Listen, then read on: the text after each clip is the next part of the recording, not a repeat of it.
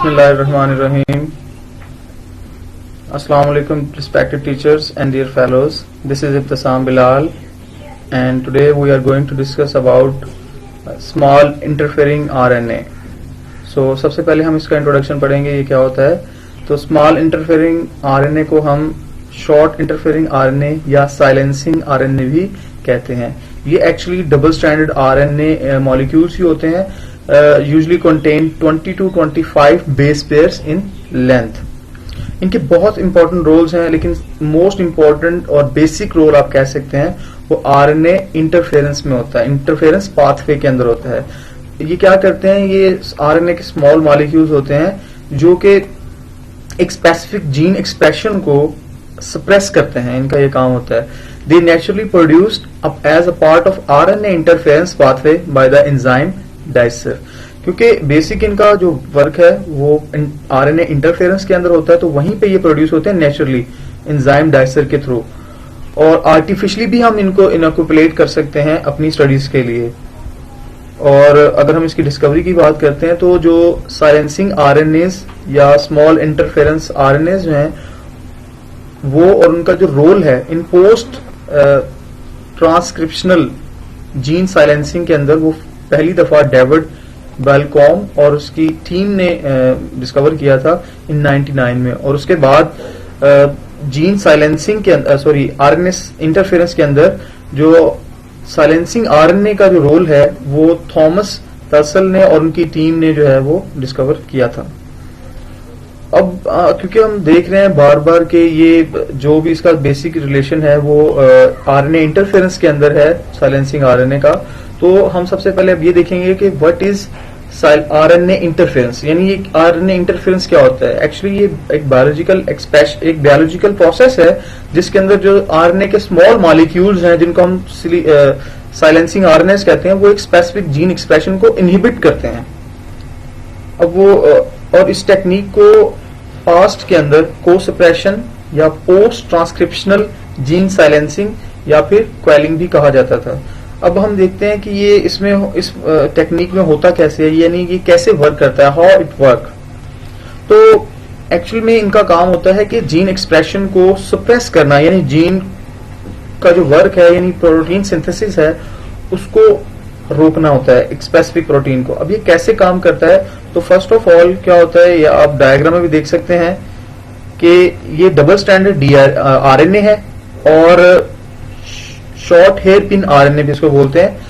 तो सबसे पहले क्या होता है कि जो डाइसर एंजाइम है वो इसके ऊपर आके अटैच होता है. जब इसके ऊपर अटैच होता है तो आप देख रहे हैं यहाँ पे ये डबल स्ट्रैंडेड है और इसके कॉम्प्लीमेंट्री स्ट्रैंड्स हैं. लेकिन जब डाइसर अटैच होता है तो ये डाइसर इसकी शेप में थोड़ा सा इस तरह से चेंज करता है कि दोनों जो इसकी 3 प्राइम्स हैं, ये ऊपर वाला भी और नीचे वाला भी, उनको थोड़ा सा एक्सटेंड कर देता है. यहां से भी एक्सटेंड कर देता है और यहां से भी एक्सटेंड कर देता है. उसके बाद डिफरेंट और एंजाइम्स इसमें और प्रोटीन्स इसमें रिलेटेड होती हैं. फर्स्ट डाइसर एंजाइम है, उसके बाद जो है वो एगोनेट एक प्रोटीन कॉम्प्लेक्स होता है और साथ में एक स्लाइसर एंजाइम है, 2 इन्वॉल्व होते हैं.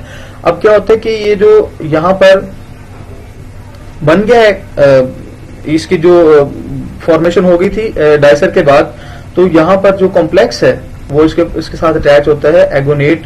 और ये कॉम्प्लेक्स जब इसके साथ अटैच होता है यानी ये जो प्रोटीन का मॉलिक्यूल एगोनेट और स्लाइसर एंजाइम के साथ अटैच होता है तो ये कॉम्प्लेक्स बना देते हैं जिसे हम आरएनए इंड्यूस्ड साइलेंसिंग कॉम्प्लेक्स या रिस्ट बोलते हैं. अब इसमें क्या होता है कि जो इसमें स्लाइसर एंजाइम है वो इसके कॉम्प्लीमेंट्री स्ट्रैंड्स को यानी ब्रेक डाउन कर देता है, जिससे डबल स्ट्रैंडेड आरएनए जो है वो 2 स्ट्रैंड्स के अंदर चेंज होता है. तो एक स्ट्रैंड को हम बोलते हैं पैसेंजर स्ट्रैंड और एक को कहते हैं गाइड स्ट्रैंड. अब जो पैसेंजर स्ट्रैंड होता है वो इस कॉम्प्लेक्स से डिग्रेड हो जाता है यानी सेपरेट हो जाता है, जबकि जो गाइड स्ट्रैंड है वो इसके साथ ही रहता है. अब ये जो गाइड स्ट्रैंड है यहां पर आप देख सकते हैं ये गाइड स्ट्रैंड है और ये उसके बाद जो है इसके साथ जो बाकी जो कॉम्प्लेक्स है, रिमेनिंग कॉम्प्लेक्स है वो इसके साथ अटैच हुआ हुआ है. अब ये जो रिमेनिंग कॉम्प्लेक्स है ये क्या करता है, ये आगे किसी मैसेंजर आरएनए के ऊपर अटैक करता है. अब ये क्यों अटैक करता है, क्योंकि आपको पता है मैसेंजर आरएनए के पास मैसेज होता है कि कौन सी प्रोटीन बननी है. अब वो जो मैसेंजर आरएनए होता है, क्योंकि हमने उस प्रोटीन की सिंथेसिस को रोकना होता है इस प्रोसेस में, तो क्या होता है ये जो कॉम्प्लेक्स है रिमेनिंग ये कॉम्प्लेक्स उसके ऊपर आके अटैक करता है स्पेसिफिक पॉइंट के ऊपर, और उसके बाद इसको ब्रेक डाउन कर देता है इस मैसेंजर आरएनए को, जिसकी वजह से उसकी जो वर्किंग है वो रुक जाती है और प्रोटीन की फॉर्मेशन नहीं होती। इस सारे प्रोसेस को हम आरएनए इंटरफेरेंस कहते हैं और इसकी बहुत सारी इंपॉर्टेंस है। अब हम नेक्स्ट इसकी देखते हैं इंपॉर्टेंस इसकी क्या है। ये जो आरएनए इंटरफेरेंस जो प्रोसेस है ये प्रोटेक्ट करता है वायरल इन्फेक्शन के अगेंस्ट किसी भी लिविंग ऑर्गेनिज्म को। RNA secure genome stability by keeping mobile elements silent. RNA mechanism repress protein synthesis and regulate the development of the organisms. RNA interference mechanism keeps chromatin condensed and suppress transcription. ये जितने भी इसके functions हैं वो inter relate ही हैं कि सबका काम क्या है कि प्रोटीन की सप्रेशन को रोकना है। अब आप जैसा कि इस डायग्राम में भी देख सकते हैं कि जैसे ये वायरल इन्फेक्शन है, कोई भी वायरस है, वायरस जैसे ही किसी भी बॉडी के अंदर या सेल के ऊपर इन्वेड करता है तो वहां पर ये डाइस डबल स्ट्रैंडेड आरएनए मौजूद होता है। वो जो स्मॉल इंटरफेयरिंग आरएनएस हैं वो इसके साथ अटैच होता है और ये साथ में डाइसर और वो कॉम्प्लेक्स है डाइसर के साथ अटैच होता है। डाइसर उसकी अरेंजमेंट को चेंज करता है और उसके बाद जो है वो पूरा कॉम्प्लेक्स बन जाता है जिसे हम रिस्क कहते हैं।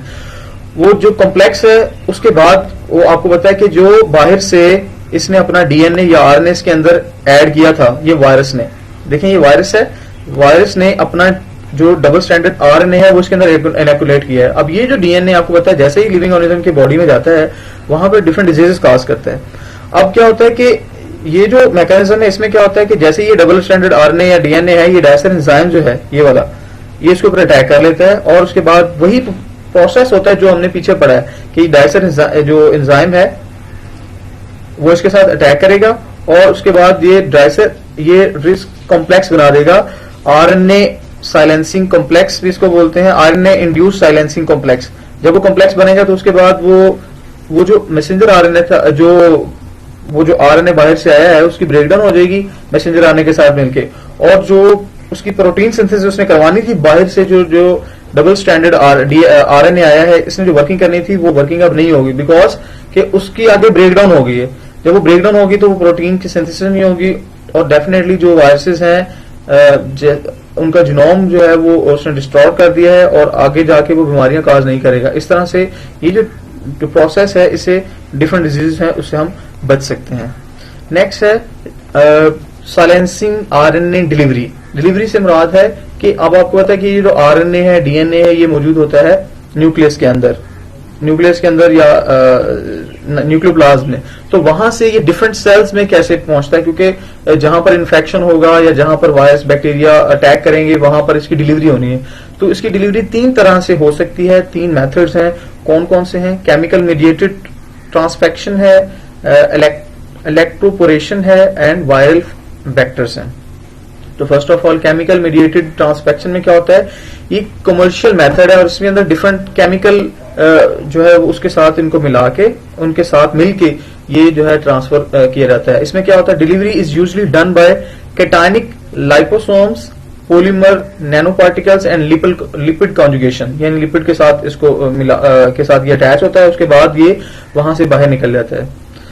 The most common commercial reagents are lipofectamine और नियोन ट्रांसफेक्शन, यानी ये इनके थ्रू जो है वो इनकी डिलीवरी होती है।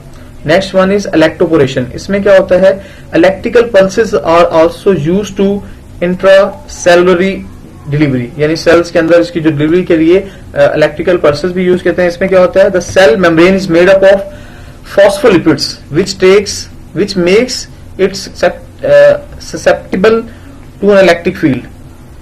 पावरफुल इलेक्ट्रिकल पल्सेस जो है वो जनरेट किए जाते हैं जिसकी वजह से जो लिपिड के मॉलिक्यूल्स होते हैं वो रीओरिएंट हो जाते हैं, यानी उनकी डायरेक्शन थोड़ी चेंज होती है जिसकी वजह से उसके अंदर हाइड्रोफिलिक पोर्स बन जाते हैं। उन पोर्स की वजह से जो इंट्रासेलुलर मटेरियल है वो सेल के अंदर से बाहर चला जाता है और इस तरह से वो दूसरे सेल तक जो है वो ट्रांसफर हो जाता है। और उसके अंदर आपको पता है डेफिनेटली न्यूक्लिक एसिड्स होते हैं, यानी आरएनए, डीएनए, इसी तरह से मैसेंजर आरएनए और सारे आरएनए उसके अंदर होते हैं। उसके साथ ही साइलेंसिंग आरएनए भी होता है जो वहां से बाहर मूव आउट हो जाता है। Third way is the viral vector. इसमें क्या होता है, हम एक बायोलॉजिकल वेक्टर को यूज करते हैं लाइक मोस्टली इसके अंदर हम वायरसेस को यूज करते हैं। Most of all types of cells, यानी जितने भी सेल्स हैं वहां पर इसकी डिलीवरी बहुत इजी होती है और ये लॉन्ग टर्म साइलेंसिंग काज करता है। मोस्ट इंपॉर्टेंट जो वायरस हम यहाँ पे यूज करते हैं, जो हमारे वेक्टर्स हैं, वो है एडिनो वायरसेस हैं, लेंटी वायरसेस हैं एंड रेट्रो वायरसेस हैं। ये 3 तरह के वायरसेस हैं जिनको हम एज ए वेक्टर यूज करते हैं इनकी डिलीवरी के लिए। और अगर हम इसकी इस पावर प्रोसेस की एप्लीकेशन देखते हैं कि कहाँ कहाँ पे इंपॉर्टेंट है, तो अब पीछे भी हम पढ़ चुके हैं। तो RNA interference has become almost standard method for in vitro knockdown of any target gene of interest. From the mechanism, it becomes clear the small interfering RNAs play vital role in triggering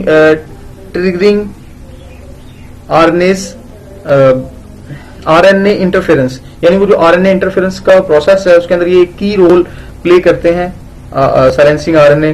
The use of RNA interference for therapeutic purposes, यानी ये therapies के अंदर भी use हो सकते हैं, like cancer diseases के अंदर और दूसरी जेनेटिक डिजीज के अंदर, वायरल डिजीज के अंदर हो सकते हैं। जैसे अभी हमने इसका मैकेनिज्म भी पढ़ा कि कैसे वायरस जो है वो अटैक करता है अपना डीएनए, तो उसकी वर्किंग को रोक दिया जाता है। RNA interference is a vital part of immune response to viruses and other foreign genetic material, specially in plants, where it may also prevent the self propagation of the transposons. तो इसमें भी plants के अंदर भी बिल्कुल ये same mechanism होता है। In both जेवेलाइन and adult Drosophila, RNA interference is an important in antiviral innate immunity and is active against pathogens such as Drosophila X virus. Like इसमें भी ऐसे ही होता है, जैसे ड्रोसोफिला है या जेवेलाइन है, जेवेनाइल है, इसके अंदर जो है सेम मैकेनिज्म होता है कि जैसे कोई वायरस इसके ऊपर अटैक करता है तो उनके अंदर वो जो एंजाइम्स हैं टाइसर, वो उसके ऊपर अटैक करता है, उनकी एक्टिविटी को रोक देता है।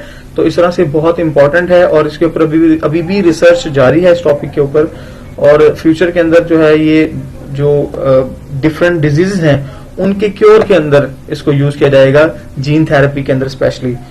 So this was my presentation. Thank you so much for listening. If you have any question, you may ask. Allah Hafiz.